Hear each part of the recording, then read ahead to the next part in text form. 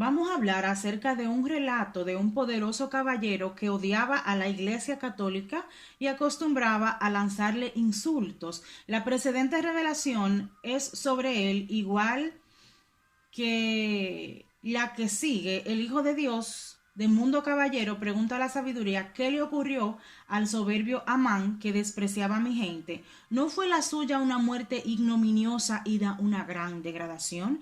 De igual forma, este hombre se burla de Jesús y de sus amigos. Por esto, lo mismo que Israel no lloró la muerte de Amán, a mis amigos no les tolerará la muerte de este hombre. Tendrá una muerte muy amarga todo aquel que vaya en contra de la Iglesia Católica, y si no enmienda su camino, le pasará lo mismo que a este hombre.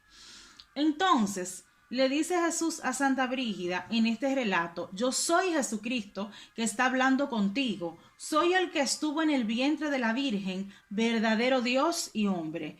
Pese a que estuve en la Virgen, aún regía todo junto con el Padre. Ese hombre es un verdadero enemigo mío. Está hablando del que se considera anticlerical. Se parece a tres cosas.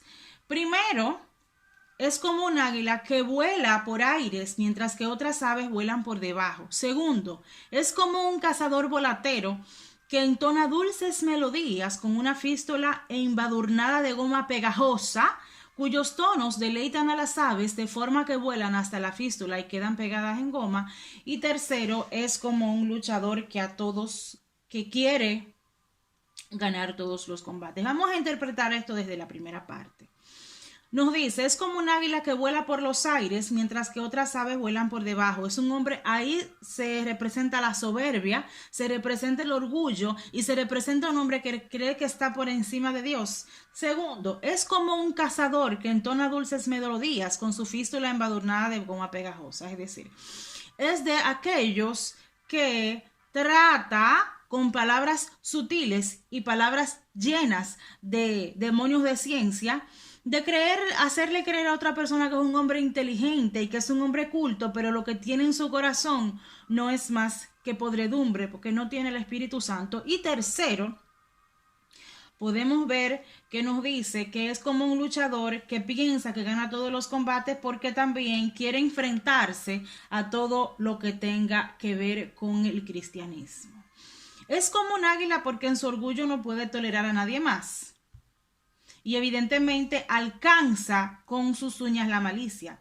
Cortaré las alas de su poder, dice Jesús, y de su orgullo, y le eliminaré su maldad de la tierra. Le meteré en una olla inextinguible donde arderá eternamente atormentado. Esto es el libro de las revelaciones de Santa Brígida privadas. Y si no enmienda su camino, es también como un cazador que atrae todos hacia sí con la dulzura de sus promesas, pero solo está buscando personas para llevarla a su perdición. Por esta razón, las aves del infierno le picotearán los ojos para que nunca puedan ver mi gloria, sino tan solo la oscuridad perpetua del infierno. Le cortarán las orejas para que no oiga las palabras de mi boca. Ahora existe una campaña de que cuando nosotros hablamos de infierno, cuando nosotros hablamos de consecuencias de pecado, cuando nosotros hablamos de la podredumbre que nos trae esta contaminación del pecado, dice que hablamos con odio. Ahora quieren censurar los canales cristianos. Ahora tú no puedes decir una opinión pública en la que tú hables que la muerte es pecado, en la que tú digas que Jesucristo detesta el pecado. Eso lo quieren censurar. Ahora, señores, está creciendo el número de personas anticlericales como este caballero, y está creciendo el número de gente que piensa que va a destruir la iglesia con sus palabras. Nosotros, en vez de mirarlo como desgraciados o tomar este contexto de esta anécdota como que son unos malditos, hay que tenerles lástima. Primero porque Jesucristo es bueno con todo y para todos. Y de hecho sigue, si se arrepiente puede regresar al camino del bien, yo lo perdonaré. Al fin y al cabo de eso se trata, el que nosotros tratemos de hacerle conciencia a ustedes. Para eso predicamos y para eso le decimos, oye, hay algo que anda mal y nosotros debemos pedirle al Señor misericordia. Pero que esto es grave en el sentido de que las personas, mientras más quieran atacar a las iglesias, no solo a la iglesia católica, porque se está dando un fenómeno que ahora, cada vez que tú dices algo en contra de la agenda satánica que tienen, entonces te quieren bloquear, entonces te quieren censurar. Porque evidentemente en la agenda que viene ahora, miren cómo las redes sociales quieren enaltecer todo lo que vaya con la depravación y quieren disminuir todo lo que vaya con la pureza. Y una de las técnicas que les está dando mucho resultado es la burla, porque se quieren burlar de la pureza, porque se quieren burlar de todo lo que tenga que ver con una vida sana, porque quieren enaltecer el pecado, y en el momento en que tú le dices a la gente que trate de mirar para ver si cambian de vida, te dicen que eso es desfasado, que la iglesia tiene que cambiar. La iglesia no tiene que cambiar. La doctrina de la iglesia católica es perfecta. Si ustedes profundizan en ella, si ustedes leen el catecismo, si ustedes entienden estos textos de estos doctores de la iglesia, porque Santa Brígida de Suecia es doctora de la iglesia y protectora de Europa, notarán que en esencia todo lo que sucede aquí es para nuestro propio bien, el bien de nuestras almas. Mis hermanos, el pecado es un desorden, el pecado pudre. Pero donde una persona se llena de soberbia es muy difícil que pueda entender la magnitud del problema. Por eso es que ustedes ven que dicen, a mí no me gusta el cristianismo mucha gente porque juzgan. No, nosotros queremos que Jesucristo, dentro de su bondad, dentro de su dulzura, dentro de su nobleza, le cambie el alma para bien. Ahora bien, yo sí debo llamar la atención a todos esos católicos, que lo hago mucho en estos canales, de la manera muchas veces que nosotros lo tratamos al otro como que tú eres el pecador y yo soy la que estoy en gracia de Dios, como que tú eres el maldito, yo soy la bendita. Esa es la manera en que nosotros tenemos que romper esa barrera y decir, Señor, ten misericordia de todas estas almas que luchan en contra de ti y no saben que le están sirviendo al demonio porque no reconocen que existe un mundo espiritual. Dice Jesús que le dará, este caballero anda con dulces palabras, pero estas palabras le van a traer amargura y tormento en el infierno. ¿Por qué? Porque nosotros daremos cuenta de cada palabra que dijimos.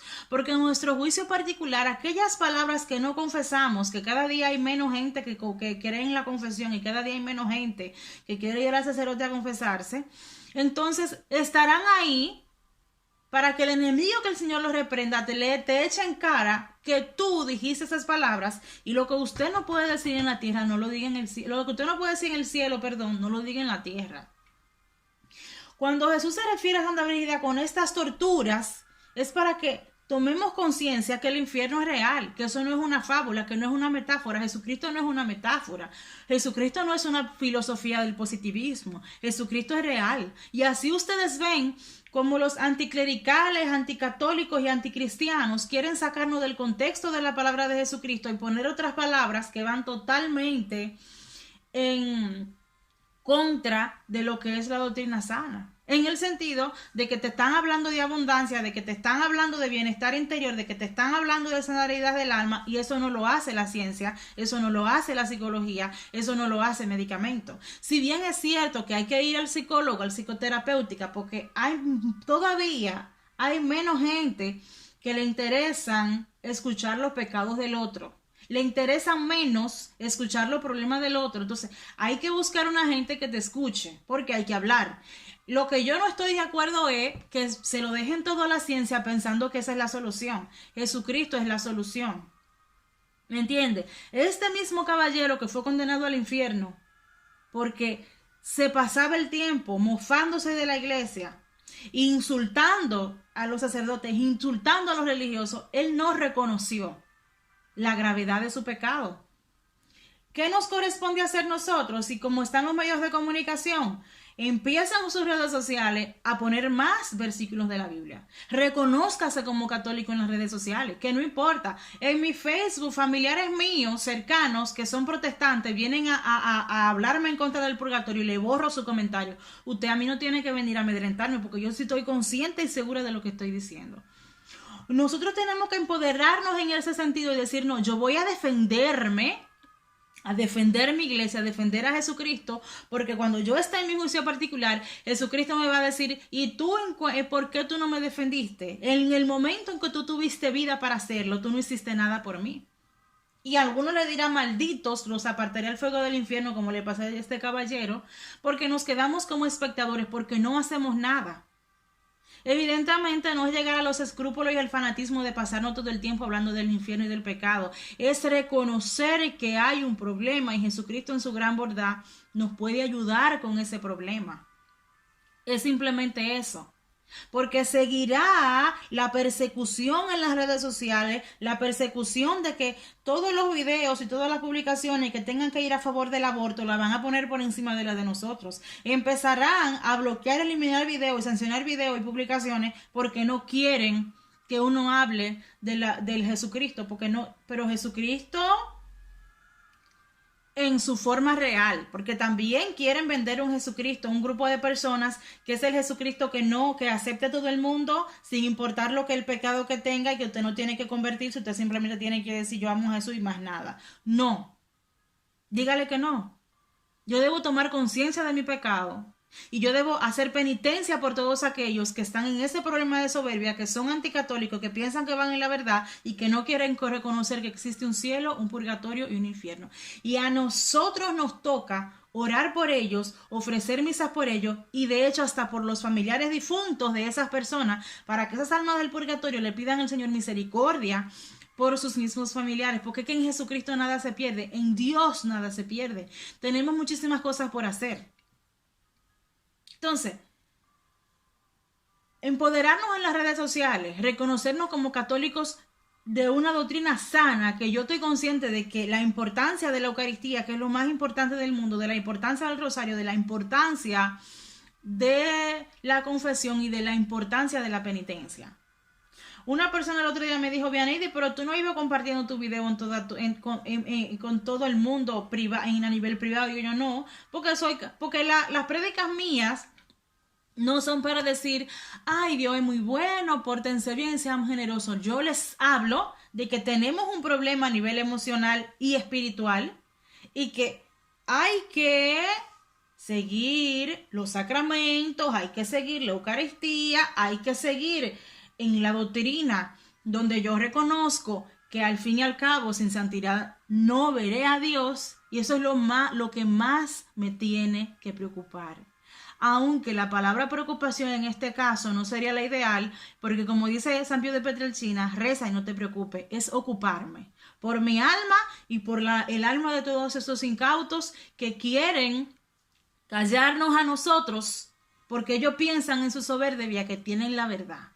Entonces, misericordia del Señor por todos esos anticatólicos, anticristianos y que están influenciados por estos demonios luciferianos, por estos demonios de ciencia para querer callar la voz de Jesucristo. Que el Señor los bendiga y los guarde, le muestre su rostro y los salve.